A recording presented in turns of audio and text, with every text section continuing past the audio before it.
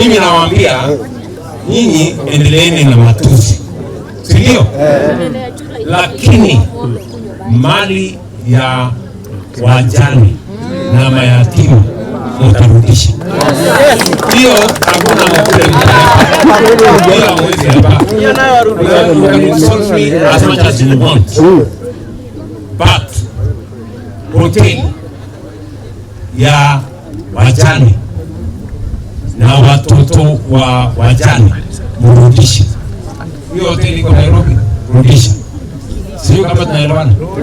Ile nyumba iko Kilifi, rudisha. Mali ya mjane na watoto waone leo, rudisha. Waone leo. Endelea kunitukana, no problem. Kwa sababu mimi ni mwanaume naweza kujitetea. Lakini wajane na mayatima hawawezi kujitetea. Dunia hii tutawatetea. Hata mbele ya Mungu tutawatetea.